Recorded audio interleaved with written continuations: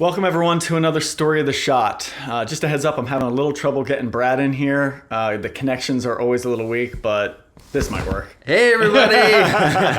Yeah, we're doing an in-person Story of the Shot here. So excited to have you here, Brad. Thanks for joining me on this one. Thanks, man. Yeah, man. All right. Incredible. Thanks, dude. Yellowlegs with this scenery. Damn. This is like the first I'm really seeing it. He sent it to me just a little bit ago, but I didn't get a good look at it. I really love like the fog back there. Yeah, like what a mood that morning was. Did you go out planning for this? So basically, if I remember correctly, there was like a span of, so this was during like songbird season, so I was out kind of doing a lot of that stuff. Yeah.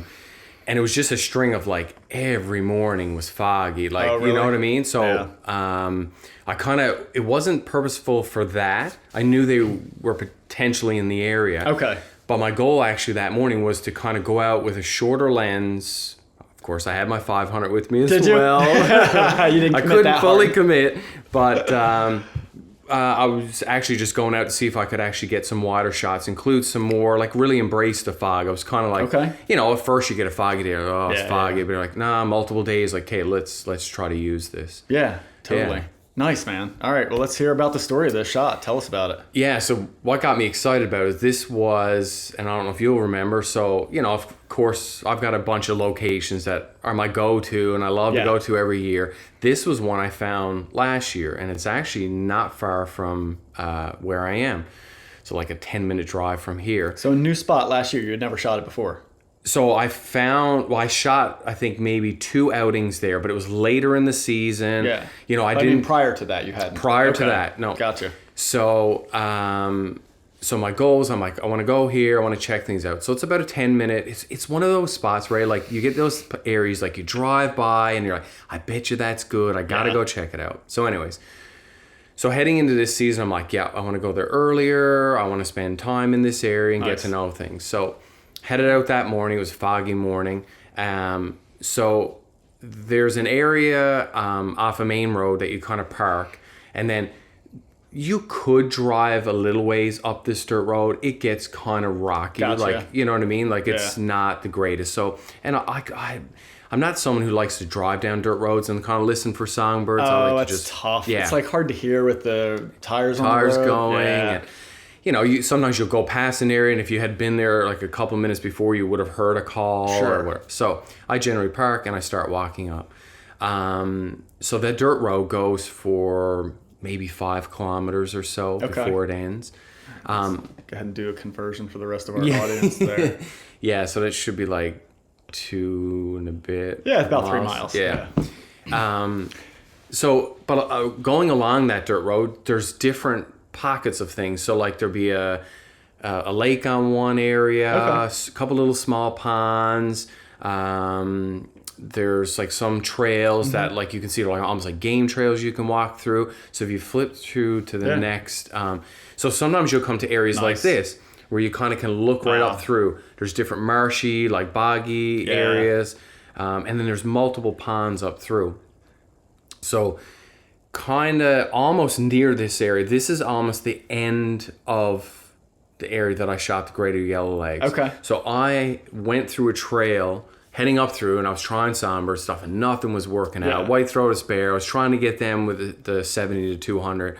I mean, because like that's it. You get to these spacious areas, and then you can kind of and work fog, that stuff. Yeah, right? It just adds that great element. Yeah. So after I had gotten up on this ridge and I was trying, couldn't get anything successful, I'm like, you know what? I think I heard a savanna sparrow. So I'm like, I'm going to head down to that open marsh area, and I'm going to make my way back through, and I'm going to head all the way down and just see. And still in my head, I'm thinking songbirds. I'm not focusing on the yellowlegs. So when I got out into the open area, I heard their classic like calls. Just alarmed. Alarmed, yeah. So when I turn, so at this point I'm a little bit out onto that marshier, boggy looking area, trying to savanna sparrow. I hear them. So I'm like looking around, like I can hear one. There's got to be one in the area. Yeah. So when I turn around, this was the scene I could see way in the distance. He's way I mean, up. look at that. I know. And for anybody that's never seen these birds up in this habitat, like if you're seeing them during migration in the winter, they're down in, just like standard beachy marsh areas along the coast. yeah, this is where they breed. They love being in the trees. It's so kind of contradictory to what you're used to, unless you live up in these areas. Exactly, yeah. I mean, it was a few years past was the first time I ever saw yellowlegs go in a tree. I'm like, what is this? Like, you know, you don't see it. But once you start getting around their territory, like when they're breeding, this is a common thing. This is how to, like, I guess, keep an eye on stuff. They'll even call from that. Yeah. Oh, yeah, they'll make a racket. So this guy was quite a distance back behind from where I came. Okay. So I was like grabbing a few shots. And when I originally got this shot, I was like, oh, I think this is the, like, you know, I thought it was really, really neat. It's cool, but I will say the bird doesn't stand out the way you'd want him, right? Exactly. I almost wish, sorry to cut you I was just going to say, I think it's like scale, but go ahead. Yes. For me, I almost wish there was either another layer of trees in behind, like go up midway, and then like still he'd be, you know, in the fog above. There's just something missing in that image. Still, I liked it. For context. Got the mood. Yeah, for sure. So then I did a few shots of that. I'm like, okay, sounds great. He's way down there. I'm going to move it up closer. And I knew I was approaching the area that I had seen them the year prior. Okay. So as I did, of course, he decides to fly in. Yeah. So originally he flew in, landed in the pond, kind of like fed around for a little bit, but then hopped up into this next section, which was on this lower, almost like a little spruce tree. Oh, look at that. It's so classy. Yeah. So I at that time I had the 7200 still on. Okay. So I was like, okay, what can I try here? So I was like, let's include water. Because as you can see in this shot, there's two small ponds. So there's the foreground one. Oh, and if you one just look right to back there. Yeah. So the foreground pond is, I think, their area. Okay. At least this is where they're meeting up, and I'm assuming they're nesting. Settings on that. Yeah. So this was at 200 mil. Yeah. Okay. So I was trying a few things, and I'm like, so when I shot this, I was like, it's nice, but again, it lacks something for me. I couldn't really figure out what it was. I tried even vertical shots to just include a full tree. So then I was like, you know what? I want to simplify this scene a little bit more.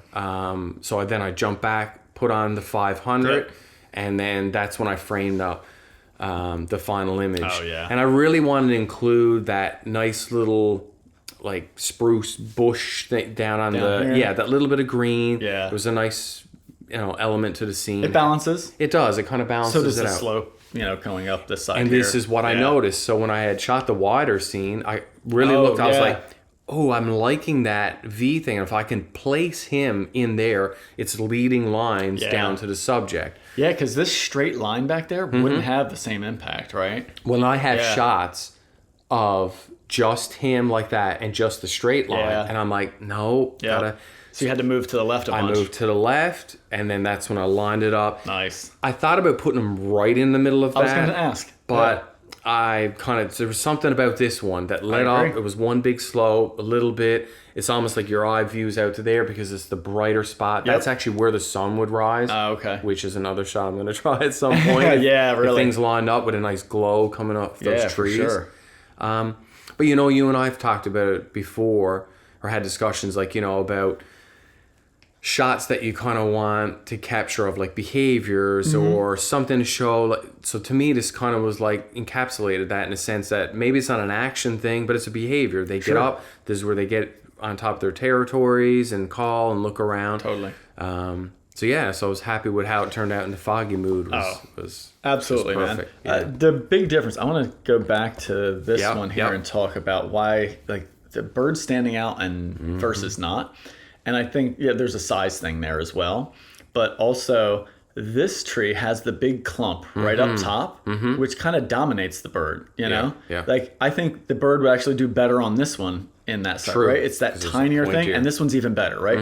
It's kind of thin, it's small. Like the bold thing here is the bird, whereas this one, the big bold thing is right under the bird, you know? And so I think those little things make such a difference in shots, especially when you get into that smaller frame vibe that are, you know, a little bit out of our control, but also so often overlooked when you're starting smaller in frame stuff is what do all these elements do? And I think I, again, agree with you here with how this slope comes down there. Again, this is a little bit of a darker section. The closer it gets to him, the more it kind of competes with him. Certainly. You know what I mean? Yeah. So like I could see if you dropped him right in this little V here. Well, now all of a sudden he's got these big, bold, darker, because they're closer things next to him that are going to kind of visually compete. So having him offset over here, closer to the really distant stuff that's more faded, it just really does everything to help make him stand out on his own there. So these little tiny things make such a big difference, and like I say, you nailed it all on this one, man. Yeah.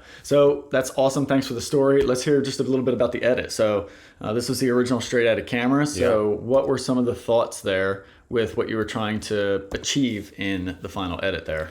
So for me, as you can see, it was not a massive difference. I think it was really just to build the contrast back into it, get things to pop a little bit more. I didn't warm it too much. I still kept it in that cooler. I love when it comes to fog, that cooler tone to an image. If anything, you went a little bit more blue, which I think fits, right? A little bit more cyan than that sort of magenta blue on the right. Yeah. So I kept it in that area. And really there was to me, as I looked through, there wasn't a lot of like distracting elements. To me, it didn't need to be cropped in. I mean, I was very fortunate that it hung out long enough that I could try a few things, switch lenses. I kept a low profile as I was moving around. Like they tend to, like if they pick a good spot, they're going to be there. They're going to hang for a bit. Yeah, for sure. Yeah. But foggy images sometimes are tricky to work with because like when you're using sometimes like the clarity sliders or dehaze stuff, which I'll use sometimes. You got to watch how much you push it. You can get some really funky things happen, and you can kind of almost eliminate the foggy vibe if you go too heavy-handed with it. Way too heavy, yeah. So that's really. I mean, did you do some dehazing on this one? Do you remember? I did, yeah. I'm pretty sure I did. Did you do it globally over the entire image, or selectively on the foreground? Selectively, foreground and subject. Dehaze, kept the back a little bit. Less. And then maybe like a real soft vignette to keep that brighter section behind him, it looks like maybe? It naturally was happening. Oh, really? Yeah, as I was doing. Yeah, it's interesting. You don't see it so much on this one, but it shows up there. It's funny you mention it because I went and edited another shot similar. Yeah.